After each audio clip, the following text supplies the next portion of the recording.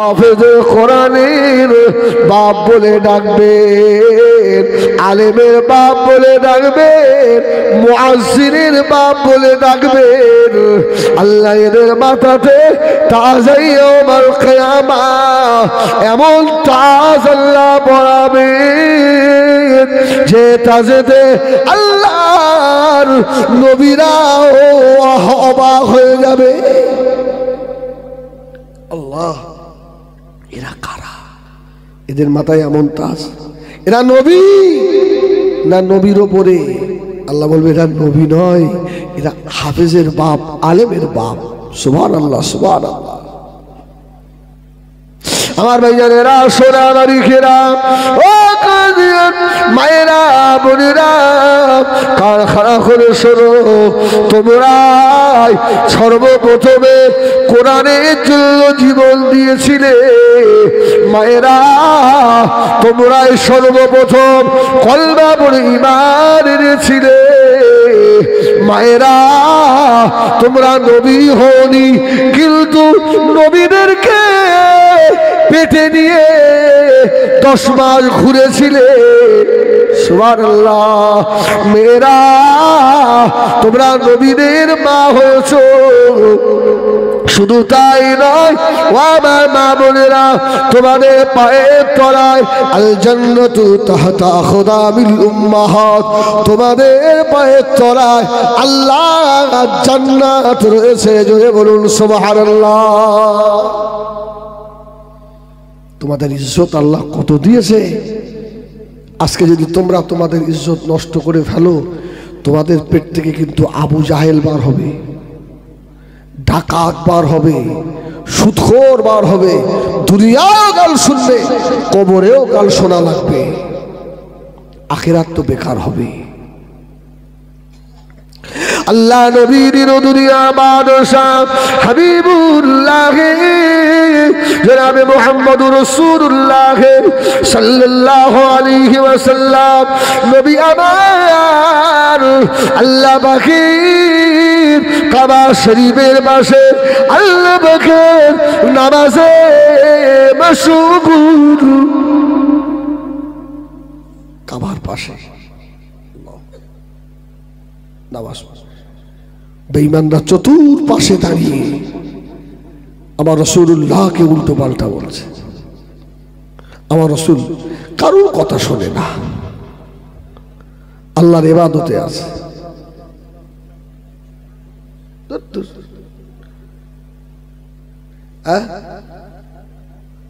আমার সোনামানি রাসূলুল্লাহ নামাজ পড়ছেন। আচ্ছা বলেন, কাবা শরীফের কোন কটা? কাবা শরীফের কোন কটা? 4টে। 4 কোণের 4টে নাম আছে না? রুকনে ইয়ামানির কোণ, রুকনে শামির কোণ, রুকনে ইরাকির কোণ, হাজরে আসওয়াদের কোণ। 4টে কোণ আছে কাবা শরীফে। আল্লাহ রাসূল রুকনে ইয়ামানি আর হাজরে আসওয়াদের মাঝখানে নামাজ পড়ছে। নবীর আমার নামাজ হয়ে গিয়েছে। আল্লাহ নবী নামাজ আদায় করে মাথা হ্যাট করে আল্লাহ পাকের কাবা শরীফের পাশ থেকে আল্লাহ নবী চলে যাচ্ছে। বাবা ও আমার মুসলমানের ছেলেরা, খুব গভীর মনোযোগ দেন। এমন সময় রাস্তার ধারে যুবকেরা দাঁড়িয়ে আমার মাহারা নবীকে, আমার এতিম এসির নবীকে আর মা বাবা তুলে গালাগালি দিতে লাগলো। আল্লাহ নবী দাঁড়িয়ে বললেন, রাস্তা দাঁড়িয়ে পড়ে আল্লাহ নবী যুবকদের দিকে তাকিয়ে বললেন, এ যুবকেরা, আমি মুহাম্মদ মাহারা, আমি মুহাম্মদ বাবারা, দুনিয়ায় আমার আহা বলার মতো আমার পাশে দাঁড়াবার মতো কেউ নাই।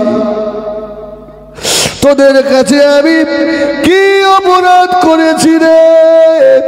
আমি মুহাম্মদ কাউকে অন্যায় ভাবে চড় মারিনি বাবা, কারো মনে ব্যথা দেইনি বাবা। আমার এক বেলা খাওয়া হয়, এক বেলা খাওয়া হয় না। আমি রাসূলুল্লাহ তোদের কাছে কি অপরাধ করেছি? রাস্তায় বার হলে তোরা আমাকে মারিস, আমাকে গালাগালি দিস, আমার হাতের দ্বারায় মুখের দ্বারায় কেউ কষ্ট পায় না বাবা। ও নবী আমার ঝরঝর করে কাঁদতে লাগলেন। আল্লাহ, এরা আমার মরা মা বাপকে গালি দেয়। আল্লাহ নবী মাথাটা হ্যাট করে আবার চলে যেতে লাগলেন। আল্লাহ নবীকে আবারও গালাগালি দিচ্ছে। আল্লাহ নবী ঘুরে তাকালেন, এই তাকিয়ে দেখছে দলের ভিতরে রাসূলুল্লাহ জামাই রয়েছে। কে আছে? জামাই। আচ্ছা, এবার দুঃখ কম হবে না বেশি হবে? বেশি না? ইস, এই ওতাইবা, তুমি তুমি আমার জামাই নয়? ছি ছি ছি ছি ছি, তুমি আমার আপন লোক হয়ে তুমি এই করলে? ওতাইবার মাথা খারাপ। মুহাম্মদ আমাকে অপমানিত করলো। আমার শ্বশুর বাড়ি যায়, বাড়ি গিয়ে আল্লাহ রাসূলের মেয়েকে ডেকেছে। এই সাইনাব, এদিকে আয়, এদিকে আয়। দুটো অপশন, যদি সংসার করতে চাস, এক নাম্বার হলো তোর আব্বা মুহাম্মদকে ছাড়তে হবে, দ্বিতীয় নম্বর হলো কালমা লা ইলাহা ইল্লাল্লাহ, আল্লাহর কোরআনকে ছাড়তে হবে। সাইনাব দাঁড়িয়ে বললেন, আমি দুনিয়ার সব ছেড়ে দিতে পারি, আমার এতিম আব্বাকে আমি ছাড়বো না। সুবহানাল্লাহ। আমার মাহারা বাপকে আমি ছাড়বো না।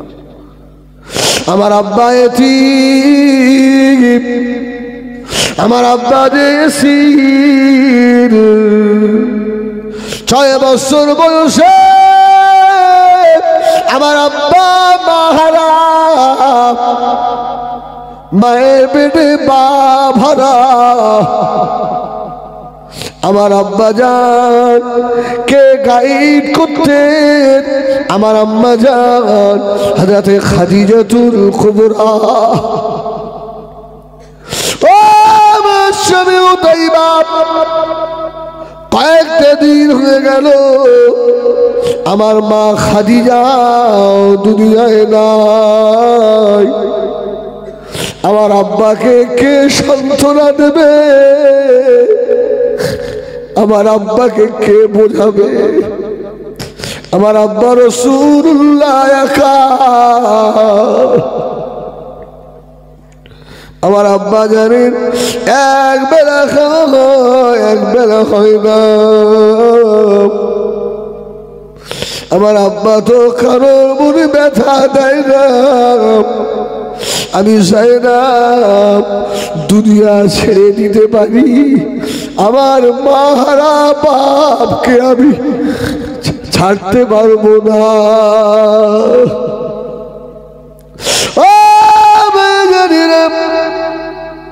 এই কথা বলার সঙ্গে সঙ্গে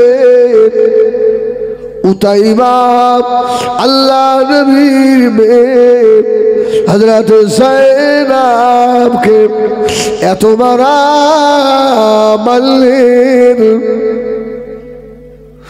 মাহারা এতিম মেয়েটা জমিনের উপরে শুয়ে গড়াগড়ি খাচ্ছে। আল্লাহ গো,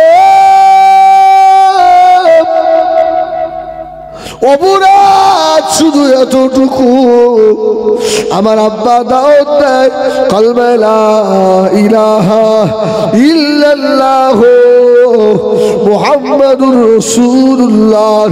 এই জন্য এত কষ্ট।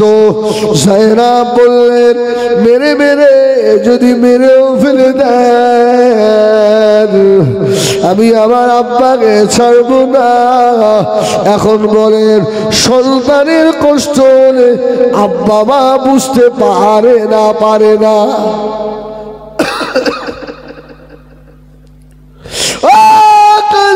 মুসলমানেরা, মায়েরা, বোনেরা, বেটিরা, এই গভীর রাতে তাহাজ্জুদের সময় চোখে 2 ফোঁটা পানি কাজদিয়ার ফুটবল ময়দানে ফেলে দাও।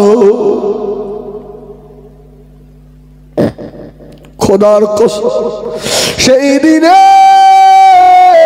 ছেলে মেয়ে বিবি বাচ্চা পার হয়ে যাবে। কাজদিয়ারে ফুটবল ময়দানের মাটি বেঈমানি করবে না। সেদিনে সাক্ষী দিয়ে দেবে, আল্লাহ আমি সাক্ষী, তোমার নবীর ইতিহাস শুনে কেঁদেছিল আল্লাহ।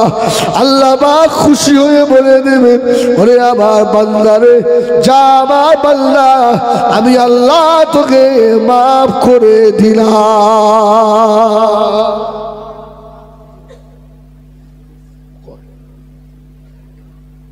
नाराए तकबीर, नाराए तकबीर। औलाद मुजद्दिदुज़्ज़मा, औलाद मुजद्दिदुज़्ज़मा, যারা ভাই সাহেব হুজুর কেবলা, নারায়ে তাকবীর। আপনারা খুশি না বেজার? খুশি নয়? আমি একটু আগে মেদিনীপুরেও বলছিলাম যে আমাদের নসিব ভালো, আমরা এখনো আবু বকরের বংশকে বাংলার মাটিতে দেখতে পাই। সুবহানাল্লাহ বলে, সুবহানাল্লাহ বলে। হিংসা করবি, লুচির মতো ফুলবি আর ফাটবি, কি লাভ হবে না শোনা। আল্লাহ যাকে ইজ্জত দিয়েছে তুমি ঠ্যাং ধরে নিচে নামাতে পারবে না, পারবে? ইজ্জতের মালিক কে? কুলিল্লাহুম্মা মালিকাল মুলকি তুতিল মুলকা মান তাশা ওয়া তানজিউল মুলকা মিম্মান তাশা ওয়া তুইজ্জু মান তাশা ওয়া তুযিল্লু মান তাশা। সুবহানাল্লাহ। আসেন, ফিরে আসেন ইনশাআল্লাহ ভাই, সবাই মতোই আসবে।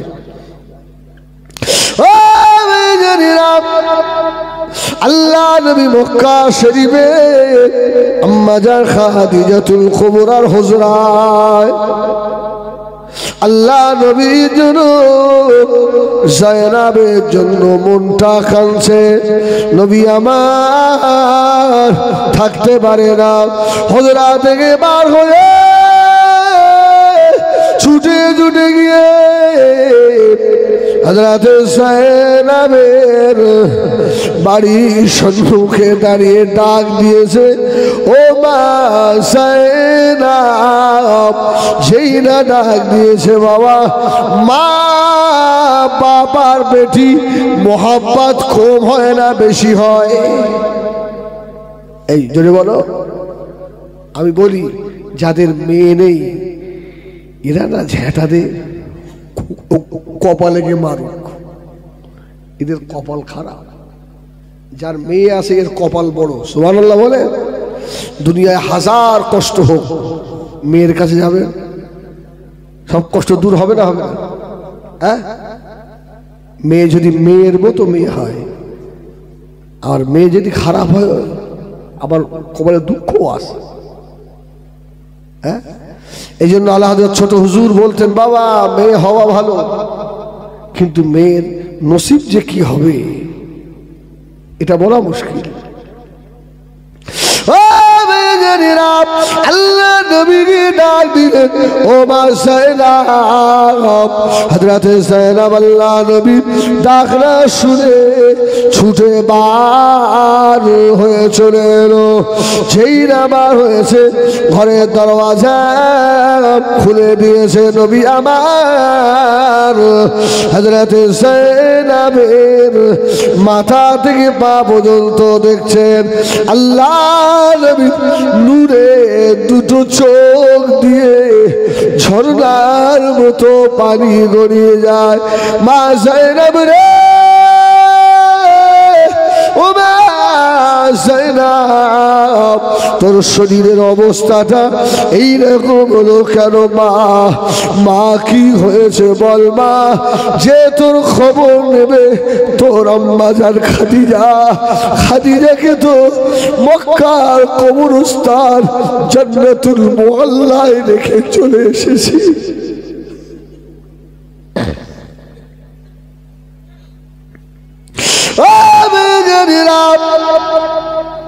আল্লাহ নবীর খদিজা টুকুরি হযরত যায়েনব দাঁড়িয়ে, আল্লাহ নবী বললেন মা যায়েনব, তোর চোখের নিচে কালো দাগ কেন মা? বল মা, চোখের নিচে দাগ।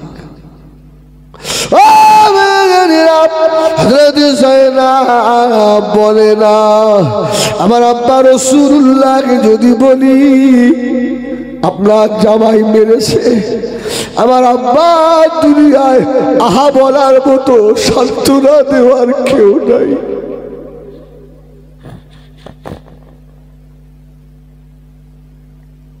যে সান্ত্বনা দিত সে তো মক্কার কবরস্থান জান্নাতুল মুআল্লায় শুয়ে আছে। আল্লাহ নবী বলেছিলেন, ও মা যায়েনব, বলতে হবে না মা, আমি বুঝে নিয়েছি আমার জামাই উতাইবা বেড়েছে। মা সবর করো মা, সবর করো, আমি তোমার আব্বা রাসূলুল্লাহ দোয়া করছি।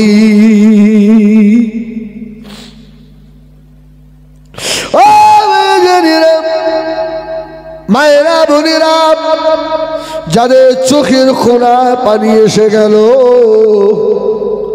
আল্লাহ গো এই গভীর রাতে শাবানের চাঁদে দোয়া চাই আল্লাহ, যারা নবীর মহব্বতে কেঁদেছে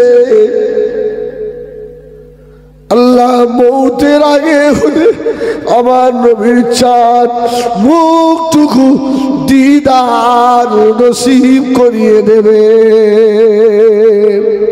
বলেন আল্লাহুম্মা আমিন। আল্লাহ নবী দিন দুনিয়ার বাদশাহ ঘরে চলে এলেন। ও তখনও বুঝান যায়েনব প্রেগনেন্ট ছিলেন, পেটে বাচ্চা ছিল। আল্লাহ নবী হিজরত করে মক্কা থেকে মদিনা শরীফে চলে গেছে। উতাইবার বাবার নাম হল আবু লাহাব। আবু লাহাব এসে বলল, এ বেটা উতাইবা, মুহাম্মাদের মেয়েকে তালাক দে, ওকে নিয়ে সংসার করা যাবে না, মুহাম্মাদের মেয়েকে তালাক দে। যায়েনব প্রেগনেন্ট অবস্থায় উতাইবা তালাক দিয়ে যায়েনবকে উটের উপরে তুলে দিল। যায়েনব চলে যাও, তুমি তোমার আব্বার কাছে চলে যাও।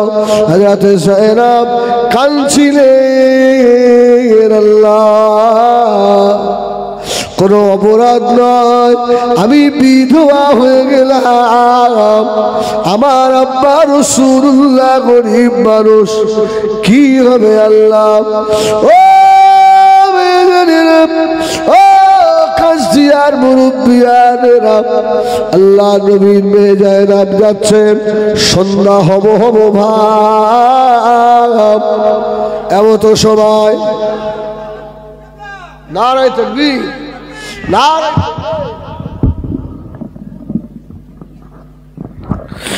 উঠে দাঁড়াও, তোমাদেরকে আবার ডবল করে বলতে হবে নাকি?